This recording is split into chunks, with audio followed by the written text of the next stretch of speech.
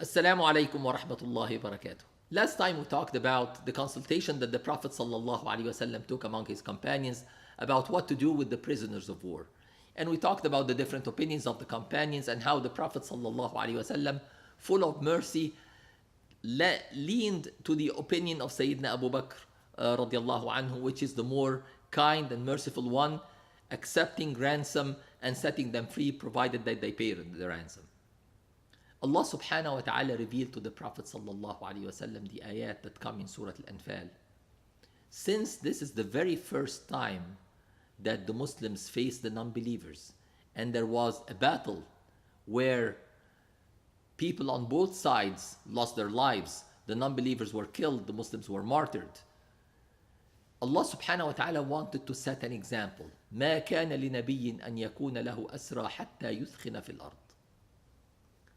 So, a prophet in a situation like this is the mere translation of the meaning of the ayat, a prophet in a situation like this should not keep any prisoners, but he should kill all the prisoners of war, so that the enemy would not dare do that another time. Sayyidina Umar radiallahu anhu was coming and he saw Rasulullah sallallahu alayhi wasallam and Sayyidina Abu Bakr radiallahu anhu weeping and crying. So he asked them, tell me what you're crying about. If I can, I'm going to cry with you. If I can't, I'm going to at least sympathize and try to force myself to cry. And the Prophet sallallahu alaihi wasallam told him that Allah subhanahu wa ta'ala revealed Quran confirming your opinion, which is that we should have killed all of these prisoners of war. But now, since the Prophet sallallahu alaihi wasallam has given them his word, it cannot be changed, and Allah subhanahu wa ta'ala forgave the Messenger sallallahu alaihi wasallam and forgave the believers. Allah subhanahu wa ta'ala gave the Prophet sallallahu alaihi wasallam in one of the narrations, gave him a choice. If you want, and make that choice available to your companions as well. Because the companions now, having left all their wealth, the Muhajirin especially, having left all their wealth back in Mecca, they saw this is an opportunity to get back some of what we have left behind. So the Prophet ﷺ came to them with the proposition after these ayat were revealed. Now we can do one of two things. Either we can kill them according to the verdict from Allah subhanahu wa ta'ala, or we can accept the ransom, since again we already gave them our word, but if we take the ransom, next time we have a battle with them, we are going to have as many martyrs as these prisoners of war. 70 prisoners of war. So next time be prepared. This time we had only 14 martyrs, which was extremely low compared to such a battle. But next time, if we face the enemy, Allah subhanahu wa ta'ala said, if we accept the ransom, we're going to have an equal amount of companions who are going to be martyred as the number of prisoners of war that we're going to set free. The companions looked at that and said, well, these are two hard choices. We need the money.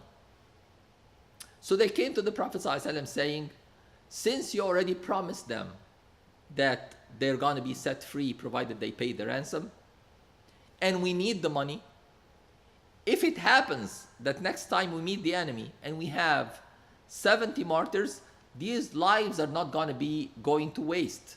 They're going to be martyrs, which is the highest reward from Allah subhanahu wa ta'ala.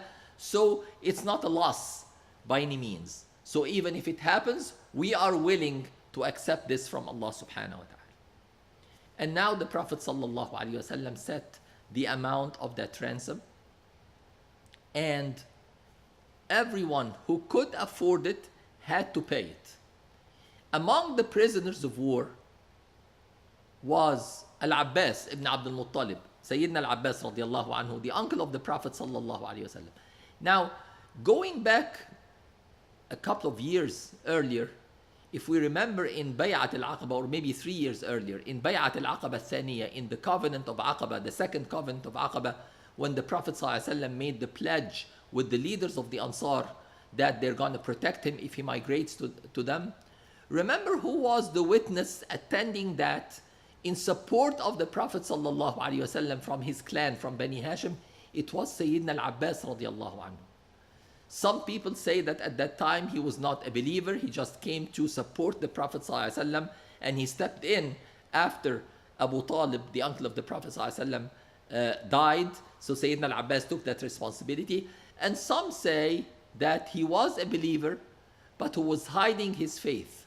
He was taking the responsibility of Abu Talib to cater to the pilgrims and so on, because of that duty, that familial duty and responsibility. But he was hiding his faith back in Mecca, because some people say that his wife al-Fadl radiallahu anha accepted Islam, and his servant accepted Islam, and he accepted Islam. So again, it's not very clear whether he was a hiding Muslim or he had not embraced Islam yet. The majority of the scholars, however, say that he was hiding his Islam. Nevertheless, now he came with the army of Quraysh and he was captured as a prisoner of war. So now he should not be exposed as a hidden Muslim. And the Prophet ﷺ ordered him to be treated as any other prisoner of war. When he was taken as a prisoner, his hands were tied with a rope, and the rope was too tight. So when the Prophet ﷺ told his companions, take care of the prisoners and treat them kindly, they were kept in a place not too far away from the house of the Prophet ﷺ, and the Prophet ﷺ could hear the voice of his uncle, the pain that he had with his hand tied too tight. So the Prophet ﷺ the following morning asked for them to loosen the ties around the hands of Al-Abbas and to do that to all the prisoners. There's no need for harsh treatment. Treat them kindly, treat them humanely, give them the best food that you can afford, and treat them in the best way that you can do, provided that these were the ones fighting them the day before. So Rasulullah sallallahu alaihi wasallam started receiving the delegations to pay the ransom money for the prisoners of war. And the Prophet sallallahu alaihi wasallam asked Al-Abbas, how much are you going to pay? You are required to pay 400 dinars. And Sayyidina Al-Abbas radiallahu anhu said, you know, I'm a poor man, I don't have money, I don't have that amount of money to be paid as a ransom for my freedom. And the Prophet sallallahu alaihi wasallam said, indeed you do have money.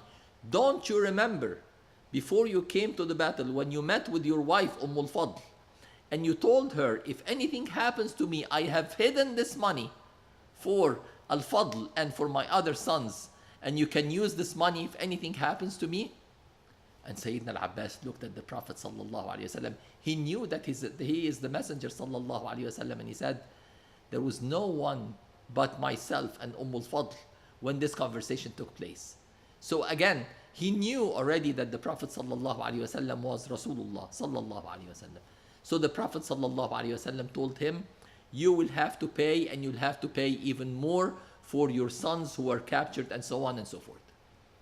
And then Allah subhanahu wa ta'ala, and he claimed, I am a believer, I'm hiding my faith, I'm a believer, I'm one of your followers, but I'm still in Mecca. And the Prophet sallallahu alaihi wasallam said, we are going to rule based on what we can see. Your faith is between you and Allah subhanahu wa ta'ala. And Allah subhanahu wa ta'ala revealed the ayat in the Quran that tell the prisoners of war, if you are true believers and something is taken from you for that ransom, that Allah subhanahu wa ta'ala will compensate you in multiples of what has been taken from you.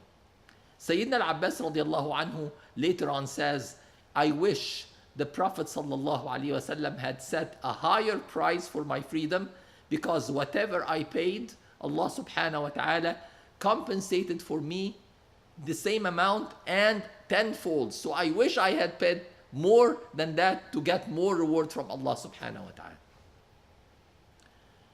Now, among the prisoners of war also was Abu al-As ibn Rabi'ah, and that was the son-in-law of the Prophet sallallahu alaihi wasallam. he had married Sayyidah Zainab, the daughter of the Prophet sallallahu alaihi wasallam, who was his wife, who remained with him in Mecca after the Prophet sallallahu alaihi wasallam had migrated, and she was pregnant at the time, and he was captured as a prisoner of war. So now he was a trader, but he was not very wealthy. Sayyidah Zainab radiallahu anha back in Mecca tried to collect whatever she could to pay the ransom for her husband. The money came a little bit short. She had a necklace that was given to her by her mother, Sayyidah Khadija radiallahu anha, when she was married. So she sent whatever money she could collect, and in the ransom, over and above the money that she collected, because it was short of the amount that was set to be paid, she sent this necklace to the Prophet sallallahu alaihi wasallam. When the Prophet sallallahu alaihi wasallam saw that money and saw that necklace, he remembered that necklace quite well. It belonged to his beloved wife, Sayyidah Khadija radiallahu anha. So the Prophet sallallahu alaihi wasallam asked his companions, if you wish to set her husband free and to return her money to her, it's up to you. I'm not going to force you to do so, but if you wish, you can do that. So the companions, of course, felt that this is what the Prophet ﷺ wants, and they set the man free on one condition. The Prophet ﷺ told him, when you go back to Mecca, you're going to send me my daughter. She should not live with you in Mecca anymore. You're going to send her to live with me in Medina. And Abu al-As was an honorable man, and he had always been loved by the Prophet ﷺ before Islam, because he was a trustworthy person, he was a respectable person, an honorable person.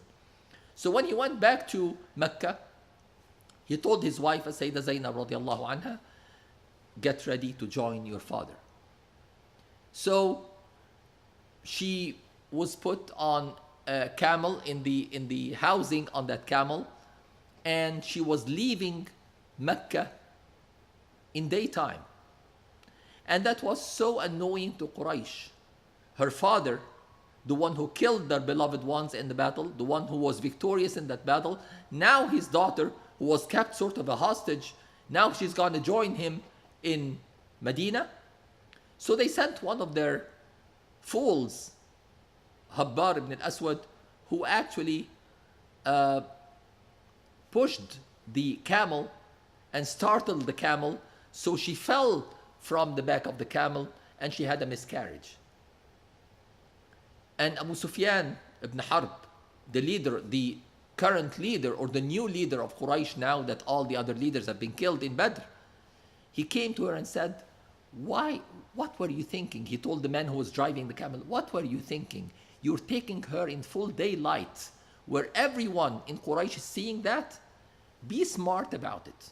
He didn't want to keep her hostage. He said, be smart about it. Wait for a couple of days until she recovers, and then take her by night when no one is seeing you. Again, Abu Sufyan didn't care about keeping her as a hostage. He wanted her to join her father, because this is the honorable thing to do. So it happened that she was taken at night until she joined the Prophet ﷺ in Medina. Now, one of the prisoners of war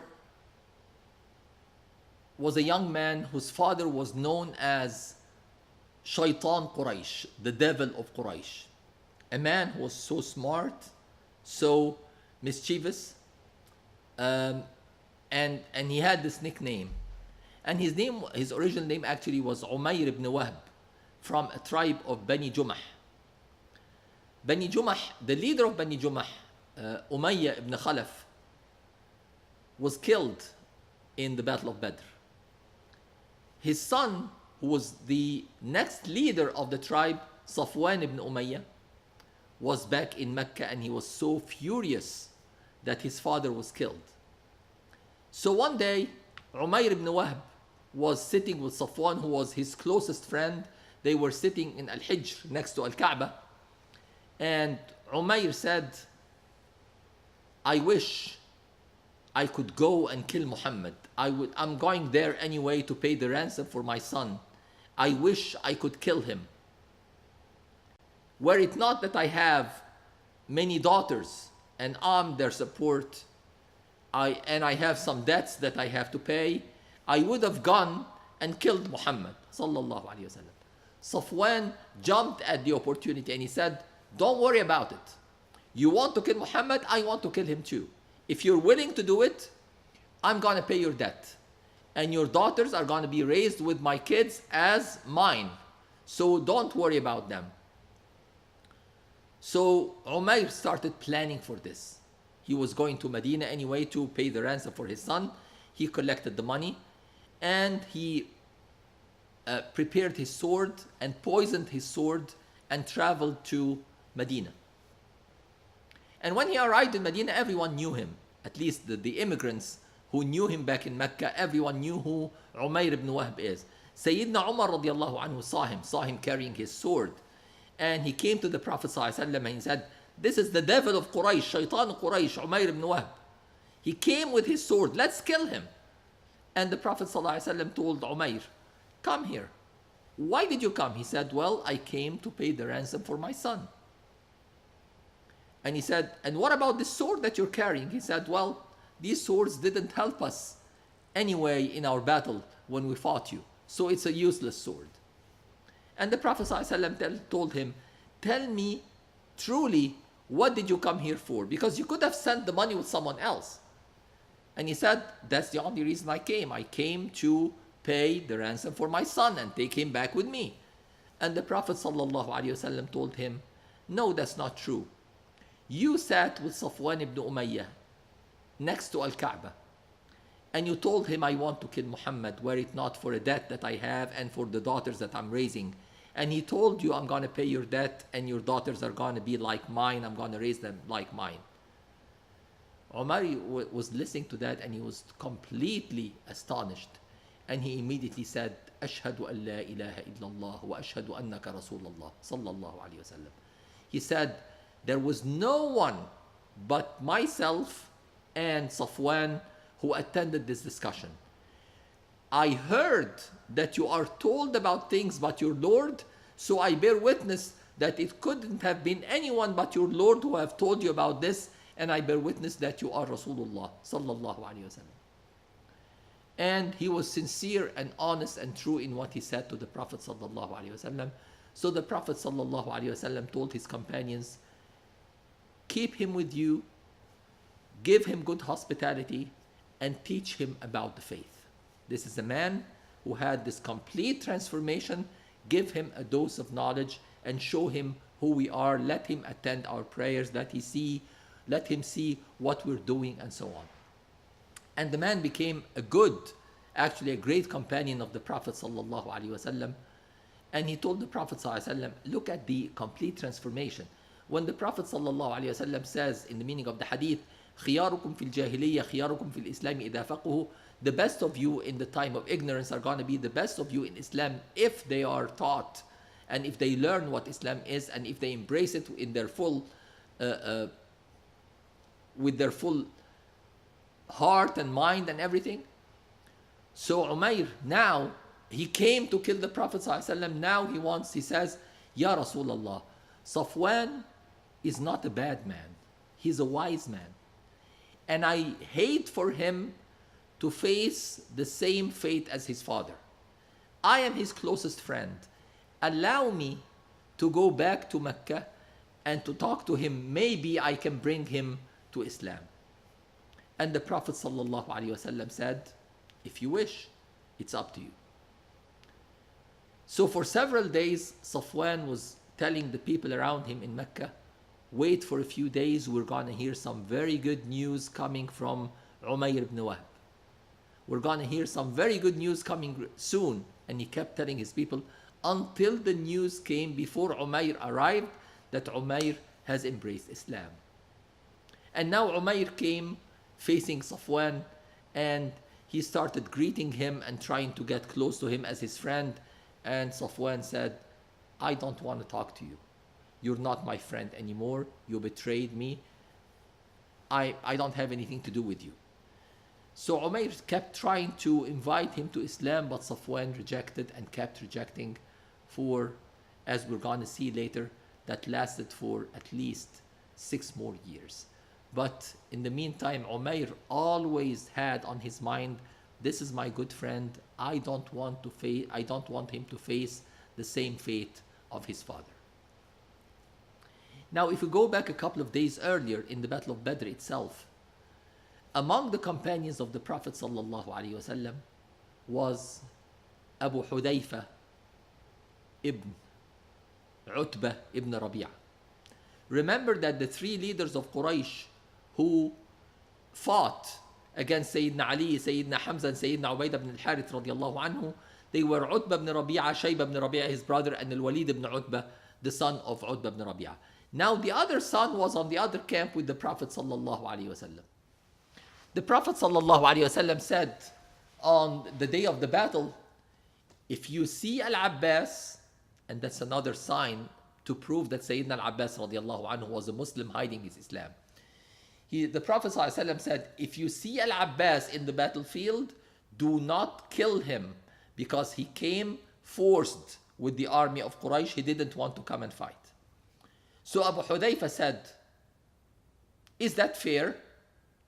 That we face our fathers and our uncles and we are required to fight them, and the uncle of the Prophet sallallahu alaihi wasallam would be spared? If I see him, I am going to kill him myself. So Rasulullah sallallahu alaihi wasallam did not understand what he's saying. He said, so he looked at Sayyidina Umar radiallahu anhu and said, should the face of the uncle of the Prophet sallallahu alaihi wasallam be hit with the sword? Especially after what the Prophet sallallahu alaihi wasallam had just said. And Sayyidina Umar radiallahu anhu said, Ya Rasulullah, he is a hypocrite. Let me kill him. And the Prophet sallallahu alaihi wasallam said, no, we're not going to do that. Later on, and Sayyidina Abu Hudayfa radiallahu anhu, he felt bad about what he said. He felt, I shouldn't have said that. What came through my mind to say something like that? I want to repent from what I said, and I know that this was wrong. What I said to the Prophet ﷺ was wrong. Objecting to the command of the Prophet ﷺ is wrong. How can I apologize from that? First of all, he apologized to the Prophet ﷺ, and he kept saying, I don't see anything wiping this major sin except for martyrdom. And Sayyidina Abu Hudayfa radiallahu anhu was a great companion of the Prophet sallallahu alaihi wasallam. Not only himself, but even his servant, who is very well known in the books of, especially of hadith. He was one of the narrators of hadith. His name was Salim. Salim, the servant of Abu Hudayfa, also referred to as Salim Mawla Abu Hudayfa radiallahu anhuma. An Salim wa an Abi Hudayfa radiallahu anhuma.